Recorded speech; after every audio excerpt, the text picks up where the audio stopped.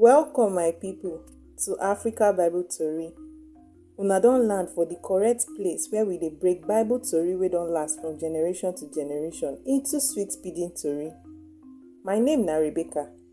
Today, I go dey yarn una the tori of Noah and the big flood. My people, e get how the people for this chapter make Baba God vex sotey e burst all the tank wey dey for heaven and rain wey no get control begin fall like tomorrow no dey, wash all the yamayama things wey dey happen for earth comot. But before Baba God press reset button for earth, e see one correct man wey dey behave well. Im name na Noah. God say, Noah na my guy, I need to show am love. So something interesting come happen. But how you go know the full tori na to wait till the end of this chapter. So sit back, relax as I go dey carry una enter the tori for Genesis chapter 6 to 9 for inside Bible. Long time after Adam and Eve, people don full ground like beans for market. But kasala dey everywhere, people no dey hear word again. Na so stealing, killing and all the bad things wey you fit think of. Dem begin do anyhow. Baba God look dem say, wetin be dis? People don too spoil. Angels for heaven wey be Baba God pikin see as babes for earth fine like today bread. Dem yarn themselves say, guy abeg, make we go toast these babes. Dem fresh like pounded yam. Baba God vex say, which kind wahala be dis na? My spirit no go fit stay with man again pass 120 years. No be everybody go dey disturb me anyhow again. For that time, na so these angels carry babes dem for earth. And you know now, dem carry belle born pikin. The pikin dem no be here o. Dem be heavy guys, giants wey dem know as Nephilim for that time. Na dem be warriors and celebrities for that time. People dey fear dem anyhow. But na so human being wahala dey increase. Every time wey God look their mind, na bad things dey run for inside. Human being no wan hear word again. Baba God come shake im head. He talk for im mind say, na me create these people. See as dem don turn this world to better rubbish. I dey regret say I even create dem sef. Baba God para well. He talk say, I go wipe all this nonsense wey I create. Man, woman, animals, bird, everything. E be like say I no try to create dem. But one man, Noah, dey different. Noah no dey follow bad gang. Noah be correct person wey dey follow God waka straight. So God decide to save Noah and im family. Noah get 3 pikin, Shem, Ham and Japheth. But wahala still dey ground. Everywhere don scatter finish. People dey misbehave anyhow. Dem no even get conscience again. Baba God look am say, I no go fit take this nonsense again. I go clear ground. So one day, Baba God call Noah. Him say, oh boy, see as dem don scatter everywhere. Everybody don craze finish. I go end this rubbish once and for all. God give Noah plan. He go use gopher wood take build one big boat. No be anyhow boat o. Na ark. Divide am well. Do am 3-story building style. Rub black gum for inside and outside make e no leak.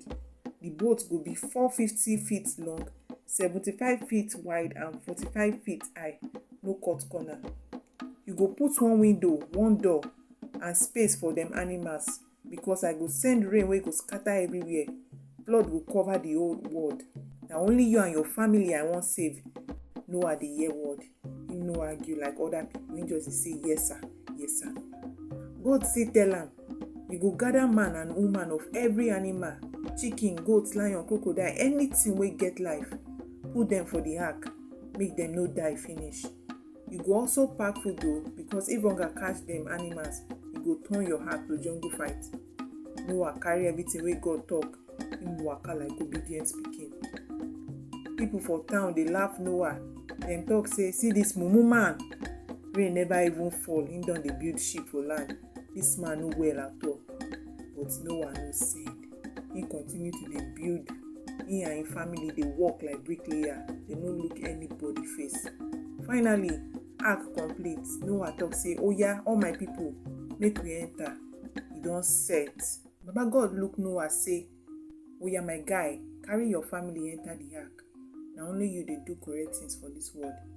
You go carry 7 clean animals and 2 dirty ones dem go join you inside the ark. Carry 7 birds too, man and woman, so dem go fit born plenty pikin after the flood. In 7 days time, rain go begin fall. E no go stop for 40 days and 40 nights. Everywhere go turn swimming pool. I go use am wash this world clean. Noah obey sharp. He carry all the animals and him family. By that time, Noah don old well, reach 600 years. But he still get ginger to do wetin God talk. Noah, him wife, him pikin dem and their wives, all of them enter the ark. Na family package. Animals just dey waka 2 by 2 like VIP. Na God arrange them. Lion no chop goat, snake no bite chicken, everywhere just dey calm. Once everybody don enter, God lock the ark door by himself. Noah no even need padlock. Na so rain begin fall like say tank burst for heaven. No be small thing. Even mountain no show face again. Na so the whole world sink inside water. Na so earth burst open like pot of soup. Water dey rush from ground, rain dey pour from sky. People no fit run again. 40 days and 40 nights, rain no stop. Everywhere turn Atlantic Ocean. Only Noah and him family dey dry inside the ark. Dem just dey jolly, dey eat their food. Meanwhile, people wey no hear word dey swim anyhow, but nobody survive. Ark dey float like big canoe, just dey waka for the flood wey don cover everywhere. No more house, no tree, no land, just water. Everything wey dey alive for ground, kpeme. Baba God clear ground finish. But God no forget Noah. Him dey guide the ark like Uber driver. Noah sef dey thankful for inside. The water cover the earth for 150 days. But God remember Noah and all the animals wey dey inside the big boat. Baba God look Noah and say, "E don do. Make I calm this water down. No be say I wan wipe my guy Noah too." So Baba God blow breeze like air conditioner. And water begin go down small. Flood begin reduce. The rivers for heaven close and the rain can't stop small. After 150 days, for the 17th day, for the 7th month, the ark stopped for one mountain where they call Mount Ararat. 3 months later, water don't dry more. Mountain tops don't dey show face. People for ark dey happy, but them never fit come down. After 40 days, Noah opened the window where he make for the boat. Noah released one raving bird. Make he go check whether ground don't dry. The bird just dey fly up and down. He no gree come back. Then Noah say, "Make I try dove." He release dove, but dove no see dry ground. He come back sharp. 1 week later, Noah try dove again.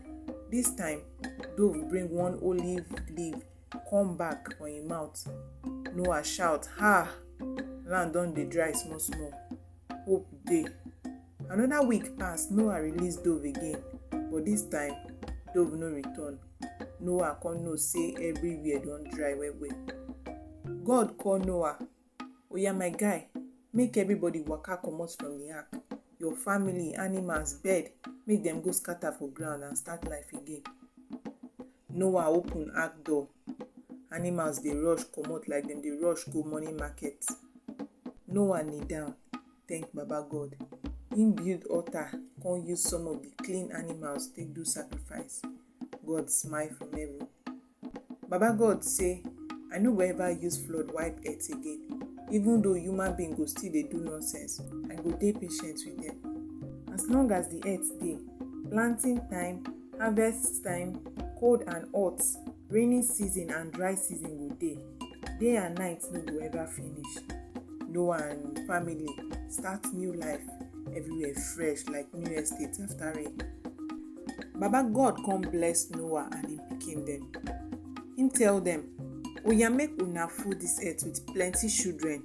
Scatter everywhere with una population. From now on, every animal go fear una. Fish wey dey water, bird wey dey sky, even lion, all of them dey under una control. But e get some new rules wey I wan give. Una fit chop animal now. Before, na only leaf and fruit una dey chop. But now, goat meat, suya and pepper soup dey your menu. But wait o, no chop meat wey still get blood inside. Blood na life and na me give life. Respect that one. Anybody wey kill human being, na my hand e go enter. Even animal wey kill human, e go collect. Human life na special because I create una in my image. So anybody wey kill person, another person go kill am too. Make everybody know say I no dey joke with human being life. Now, as I don talk before, una go full ground, get plenty pikin, make them scatter everywhere like sand for beach. God look Noah and him pikin dem say, oya make I tell una wetin I go do next. I no go ever destroy this world with flood again. Na my covenant be that. No be only you and your family I dey promise, even animals, every living thing wey dey with una, dem dey under this agreement too. From now till forever, flood no go ever wipe ground clean again. God continue, I go give una sign so una no go forget this covenant. Anytime wey rain fall, una go see rainbow for sky. That rainbow na receipt of our agreement. Anytime I see am, I go remember my promise. I no go fit break my word. So anytime rainbow show, una go know say I still dey keep my covenant to una. E sure for me. Noah and him pikin dem just dey nod head, happy say God no go ever clean ground again with water. After that, Noah and him family begin settle down for land. Life dey sweet small. But one day, Noah decide say, make I plant vineyard. I go dey produce wine for myself. Noah na him be the first man wey go plant wine farm. Noah work hard plant grape and e no take time, him get wine. Oga Noah come drink him wine, overdo am, enter jerry can, come high. Noah sleep for inside him tent. As he dey drunk, he no even wear clothes again, no know wetin he dey do. Him pikin, Ham, wey be Canaan papa, waka enter tent, see him papa dey naked. Instead make Ham cover him papa, him dey laugh, waka go tell him brothers, Shem and Japheth. Shem and Japheth no like wetin Ham, their brother, do. Dem carry cloth waka go back to Noah tent. Dem no even look their papa nakedness, dem cover am properly. When Noah wake up from him drunken sleep, dem tell am wetin Ham do. Noah vex well. Him say, Ham, your pikin Canaan go collect. Na curse I go give am. Him go be servant to Shem and Japheth children.